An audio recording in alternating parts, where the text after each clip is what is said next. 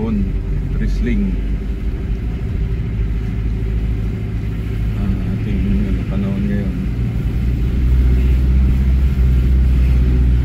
Tapos traffic. Ito ang bubungad sa atin.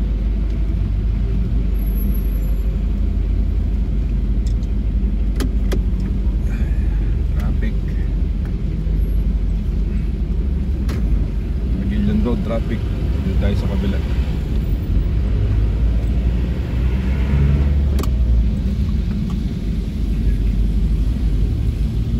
Ayan, dito tayo sa kabila.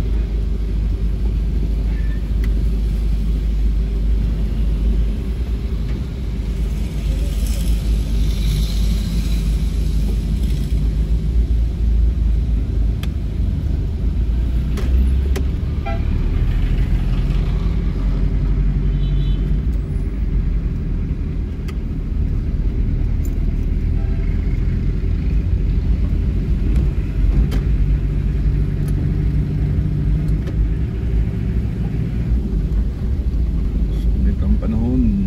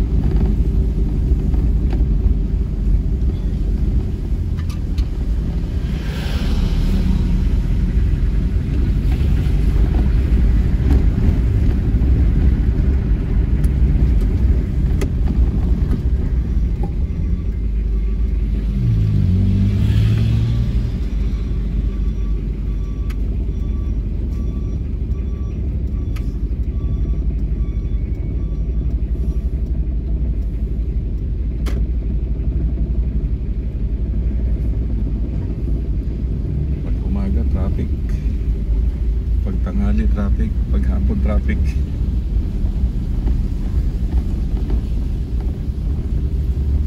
Daling araw lang. Medyo maluwag.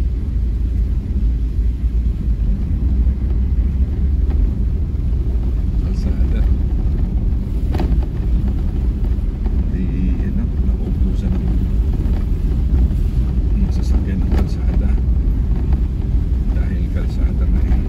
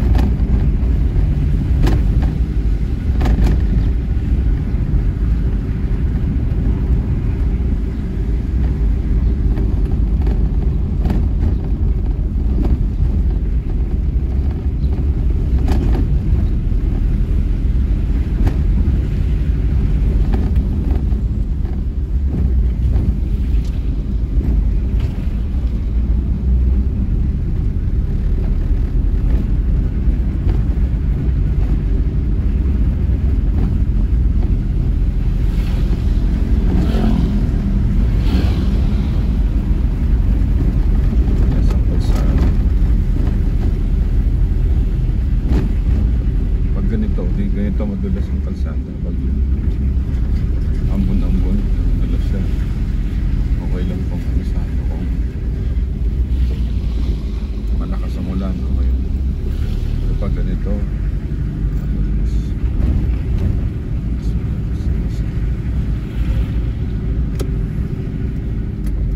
no entry. Dito tayo sa kanan.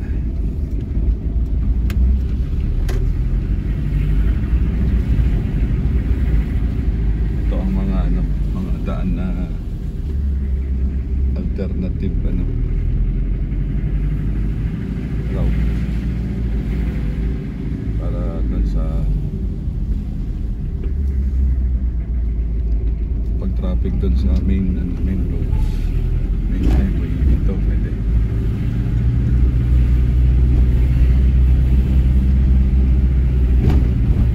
Kapag nandito kayo diba, pag hindi nyo alam to, wala na, ligaw na, matatraffic na kayo dun sa ano, sa main highway. Kasi kung yun lang yung alam ng daan, daan.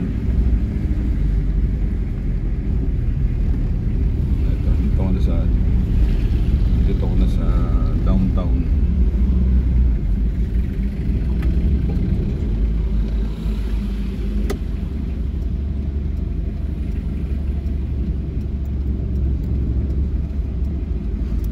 Dito na tayo sa downtown.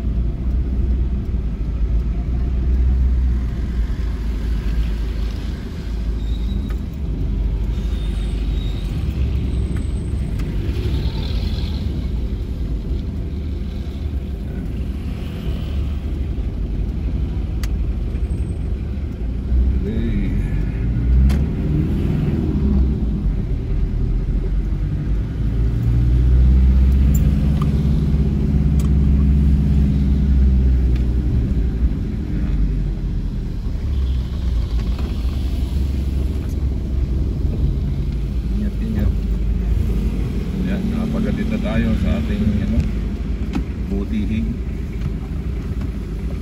dito sa Escalon.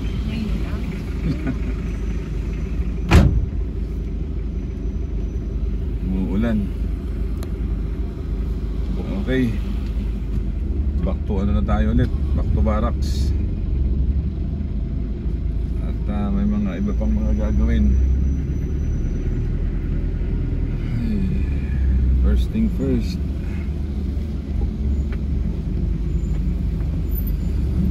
naman tayo. Good morning Baguio. Doon tayo dadaan sa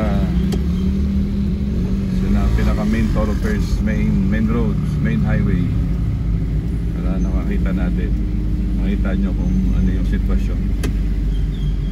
Ito pag maaga, medyo dito, medyo maluwang po. Ito, lagi traffic yan dito. Kung nakikita nyo yung kalsada na yan, pag ganito, minsan ano yan, hindi lang minsan, namaya traffic na yan. Medyo napaaga lang ako. Everyday yan, traffic. Yan o, yung kalsada na yan sa kanan, tas dito sa kaliwa. Ito yung police station, yan, ng Baguio. O, ito na, o. Traffic na ulit oh. Ayan City Hall dyan sa kaliwa. Ayan City Hall yan. Ito Nagilian Road na babagtasin natin na ito. Ayan traffic na. Mamaya mapupuno na yan dun sa likod. Ayan ang puno na nga. Ayan ang ano, sitwasyon namin dito sa Baguio everyday. Okay lang kasi malamig naman eh, malamig naman ang panahon. Everyday mahirap yung mainit na yung panahon tapos traffic pa. Tapos mainit pa yung ulo ng mga driver, wala na. Pero kahit pa paano dito malamig naman ang panahon, okay lang. Ayan, ito ang ano namin dito sa Baguio guys. Traffic na, kagaya sabi ko, di ba? Ayan. Build up na yan, mamaya. Anong oras na ba? Magsi 7. 6:50. Build up na yun. Mga sisingit pa. Kaya ano lang yan, mga sisingit pa. Diba? Traffic na yan, diba? Pag morning kasi yung mga tao nasa labas, siyempre pasok sa eskwela, pasok sa trabaho, kung saan pupunta, mamamalengke, magsusumba, magja-jogging. So yung mga sasakyan nasa labas lahat, halos. Siyempre, anong ina-expect mo? Siyempre, di magdidindab ng traffic. Kapag nasa labas lahat, maraming tao sa kalsada, maraming sasakyan sa kalsada. Tapos yung mga pedestrian, maraming tumatawid. So, tulad yan, no? Traffic dyan. Tapos mawawala na yan siguro mga alas 11, alas 10 ng mamaya. Mawawala na yung yung traffic. Balik na ulit yan mga hapon. Uwian naman. Ayan. Uwian naman. Ayan ang sitwasyon namin dito sa Baguio.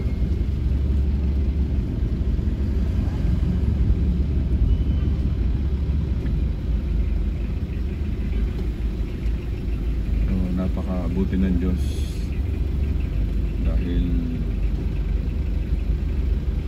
all things work together for good to those who have faith, those who have faith in God and love God. Sabi nga diba, those who love God, lahat ng mga bagay ay nagkakalakip-lakip para sa ikabubuti. Nagmamahal, ibig sa Diyos. So kung may mga ganito, okay lang yan. Mga ilang minuto lang wala na ulit yan. Alam sa problema, sa pagsubok, okay lang may problema, may pagsubok, di ba?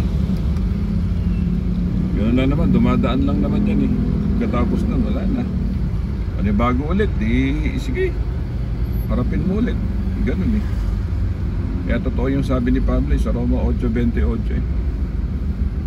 Ang lahat ng mga bagay ay nagkakalakip-lakip para sa ikabubuti ng mga umiibig sa Kanya.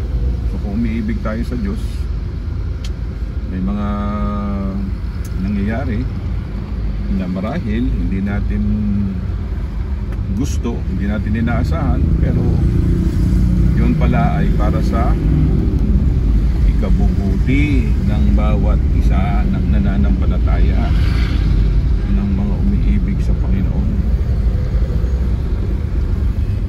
Minsan ganyan, no? Di ba? Parang amoy eh. Sunod-sunod, traffic eh. Yung problema, sunod-sunod, no? Yan. Yung pagsubok, ganyan, no? Di ba? Yung mga trial sa buhay, yan, sunod-sunod.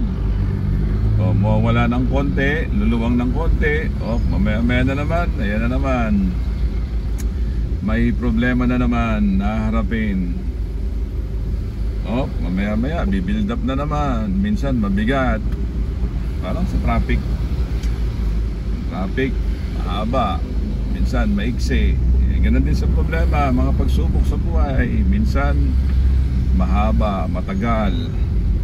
Minsan naman, maiksi, mabilis lang. Ganun lang ang buhay. Pero ang mahalaga yung yung karakter natin hindi nagbabago. May pananalig, nagmamahal sa Diyos, hindi yun dapat nagbabago. At hindi po yun mawala kahit na maraming mga traffic sa buhay.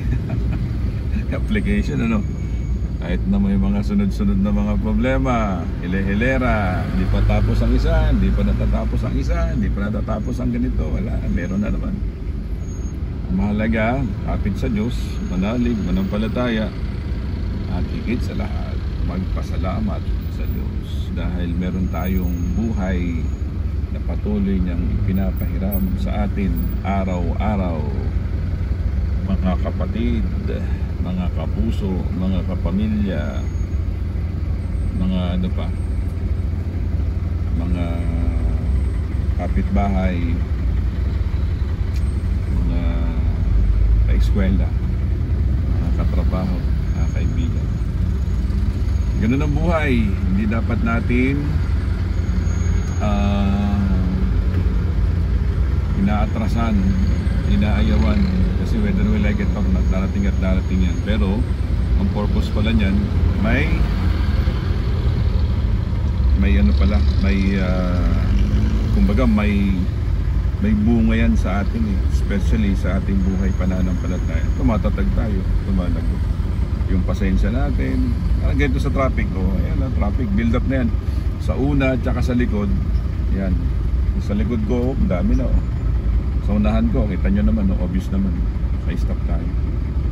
Pero dapat tuloy lang. Ganun lang talaga ang buhay. Mahalaga, nasa Panginoon tayo. That's the important thing that we should remember every day. Because at the end of the day, He will not leave us nor forsake us. Di ba? Hindi naman tayo iiwan, hindi naman tayo pababayaan ng Diyos. Mahalaga, tuloy lang sa laban. Ayan mga kapatid, ilang minutes na, 17 minutes na. Bawas natin yung kanina, medyo malamang dong kanina So ngayon ilang minutes na traffic. Siguro mga 10 minutes kamo na. 10 minutes. Ilang minuto na.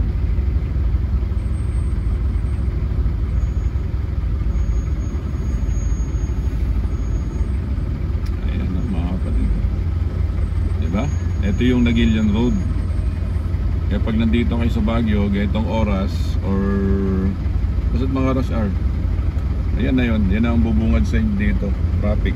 Dito sa Nagilian Road. Hanggang dun yan. Hanggang dun sa may Kuyisan. Dun sa lilikuan ko mamaya. Papakita ko sa inyo. Para makita nyo po mga kababayan. Kaya pag pupunta kayo dito sa Baguio, maganda yung panahon. Ayan. Medyo malamig. Ang temperatura natin ngayon ay ilan ba? Yan. Temperature natin 19-20. Ayan. Yan ang temperature natin ngayon.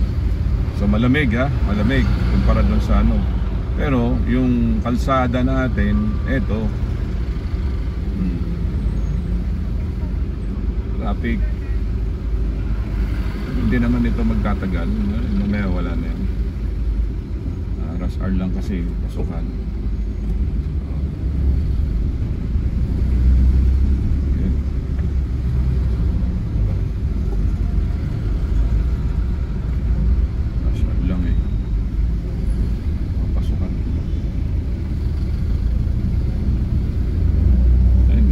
Kaliwa ko, tingnan nyo, mga papasok yan yan sa kaliwa ko, mga papasok yan, mga papunta yan ng town. Haba di ba? Ang haba ng traffic. Kung dyan ako dumaan kanina, papasok, ayan ang bubungad sa atin. Pero dahil doon ako dumaan sa kabila, umikot ako, naihatid ko na yung misis ko. Yan di ba? Traffic yan hanggang dun. Makakatlang ng konti yan dyan sa may stoplight o dyan sa may crossing. Makakatlang dito yan, pero mamaya traffic din dyan. Diba? Ganun yan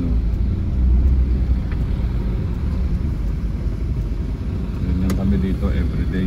Ito yan yung pinaka arko niya. Ito yung pinaka parang arko namin dito. Ayan. Godspeed.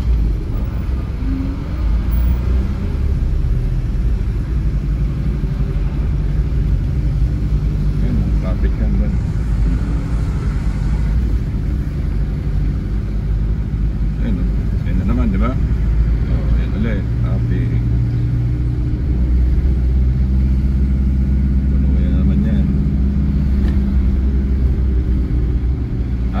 yan.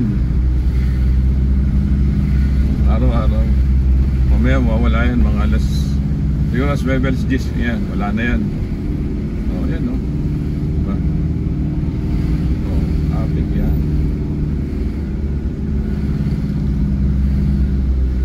Yan, kaya ganun lang. Ganun lang. Sabi ko nga, diba yan, kuyisa na kasi yan. Ngayon, ang gagawin natin, kakaliwa ako. Doon sa uuwian natin, ayan na, traffic din doon. Tingnan nyo ah, traffic din doon.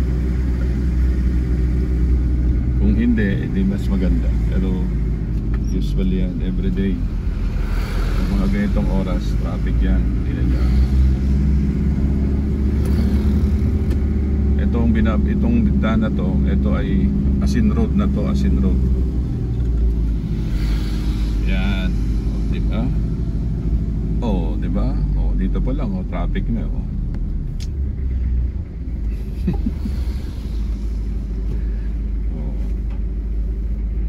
O, diba? Pauwi na ako niyan, ha.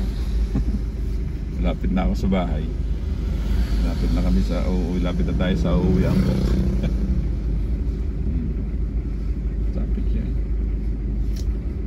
Yung taas niyang grotto. Kaliwa ako dito dahil sa San Roque Village kami. Yan daan na yan, yan. San Roque Village eh. Yan. Tingnan natin. Ito na, itong daan na to, papunta ulit ito dun sa papunta ng town. Likot lang tayo kasi one way nga eh. Tignan nyo ah. Tignan natin. Oo, yan. Oo, traffic. Oo, ha? Ayan na yun. Kaya dito everyday mga kapatid, mga kababayan, ayan. Hindi lang po dito sa dinaanan natin. Hindi lang po, yung nakita nyo, hindi lang po dito ang traffic dun, dito sa Baguio. Meron din traffic doon sa may Camp 7, sa may Camp 8, yung pataas doon.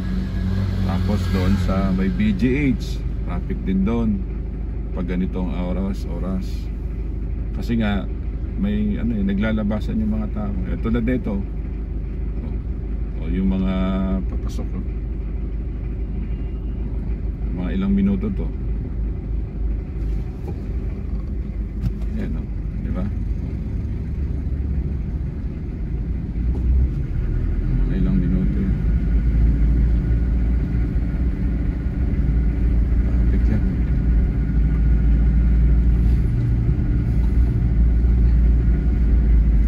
Kaya okay lang. Pauwi naman na tayo. Mahirap yan yung mga papasok pa lang. Mga bata, mga sa trabaho, pupunta doon sa mga pwesto, sa kung saan-saan.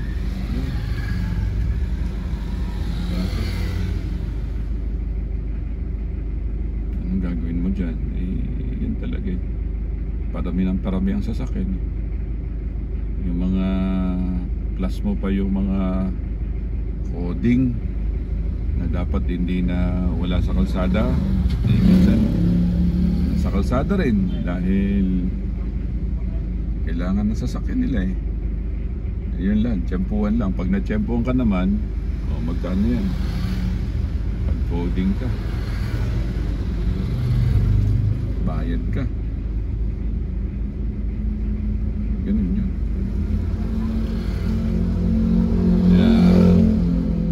Resulta, ito ngayon. Ano? Flooding. Baha ng mga sasakyan sa kalsada.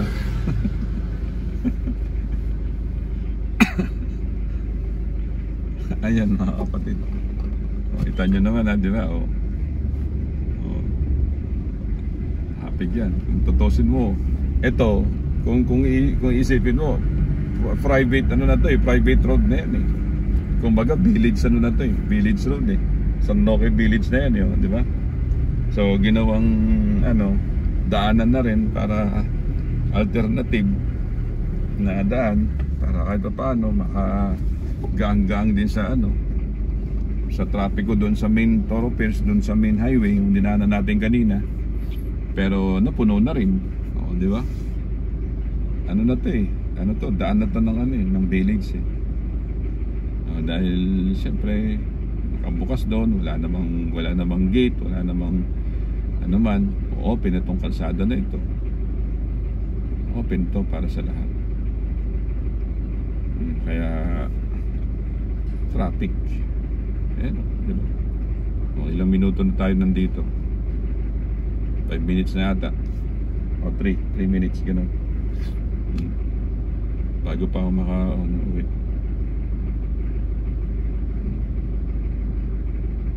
Diba? So ngayon pag umaga, tingnan nyo yung biyahe ko kanina, pag alis ko tapos pabalik, ilang minuto, ano, mag 30 minutes na, magti 30 minutes na. Kung walang traffic mga kapatid, pupunta sa town, ay mga ano lang, mga 5 minutes. Kung walang traffic 5 minutes lang, andun ka na eh. Dahil itong mga traffic na ito, kanina nga, buti nung tayo duman kanina sa main eh, doon sa alternative na daan eh, sabihin doon sa shortcutan, sabi nga eh. Kung hindi pa ako dumaan pa ako doon sa may papunta doon na Gilian, traffic, baka abutin ako ng 1 oras, diba? Ayan 30 minutes, magti 30 minutes na balikan. Kung balikan, alam mo, nagatid lang ako, kamo na, matagal na yung 20 minutes or 15 minutes. Ngayon 30 minutes, magti 30 minutes na.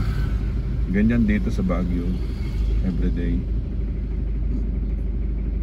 Pero okay lang, ganun, kumbaga yun ang routine everyday.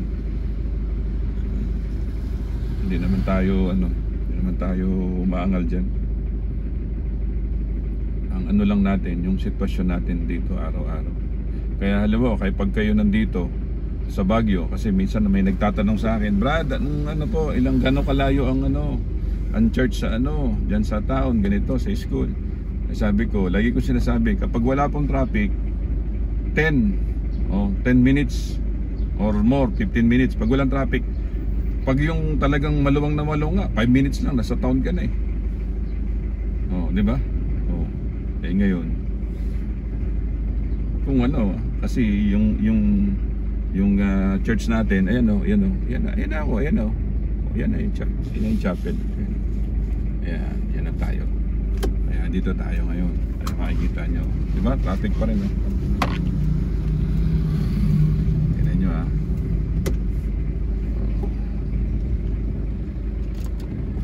tignan nyo mga kapatid ayan, 30 minutes na.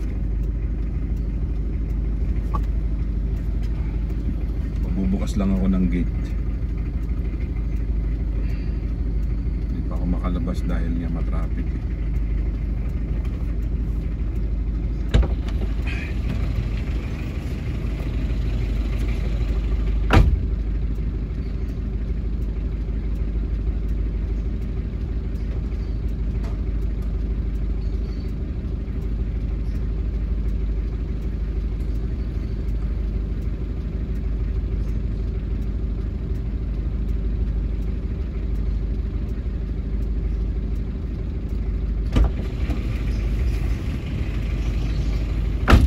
diba? So nagbukas lang tayo ng gate. Ayun, binuksan ko yung gate namin. Atlas tayo. Ayan, 30 minutes na.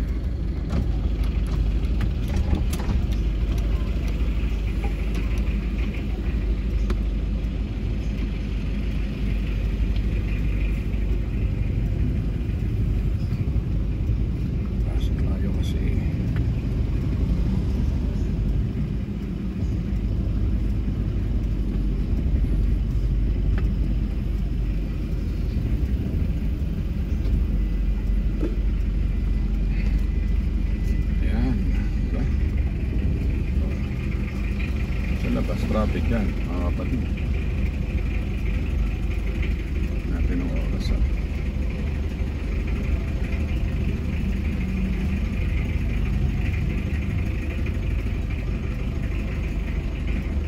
Dito na tayo sa ating ano, dito na tayo sa lungga natin. Diba? O yan, yan kami dito sa Baguio. Ilang minuto? 31 minutes and 35 seconds.